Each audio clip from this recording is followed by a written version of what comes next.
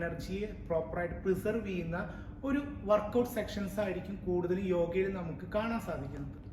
എന്നാൽ നമ്മുടെ വെയിറ്റ് ട്രെയിനിങ്ങിലേക്ക് പോകുമ്പോൾ ഒരുപാട് എനർജി യൂസ് ചെയ്തിട്ട് ആ എനർജിയെ റിലീസ് ചെയ്തുകൊണ്ട് നമ്മുടെ ശരീരത്തിനെ വീണ്ടും എനർജൈസ് ചെയ്യാൻ വേണ്ടി ശ്രമിക്കുന്ന ഒരു എക്സസൈസ് റൊട്ടീനാണ് നമുക്ക് കാണാൻ സാധിക്കും.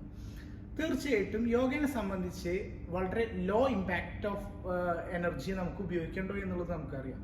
മാത്രമല്ല ആ എനർജിയെ ഏത് രീതിയിൽ നമുക്ക് സ്റ്റോർ ചെയ്യണം, അതുപോലെ തന്നെ ആ എനർജിയെ എങ്ങനെ പ്രിസർവ് ചെയ്യണം, എങ്ങനെ ഡിസ്ട്രിബ്യൂട്ട് ചെയ്യണം, അതാണ് യഥാർത്ഥത്തിൽ യോഗ പഠിപ്പിച്ചു തരുന്നത്.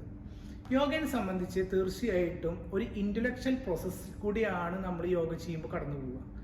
ഫിറ്റ്നസ് ട്രെയിനിങ് അല്ലെങ്കിൽ വെയിറ്റ് ട്രെയിനിങ് എന്ന് പറയുമ്പോൾ കൂടുതൽ ഫിസിക്കൽ ട്രെയിനിങ് ആണ്.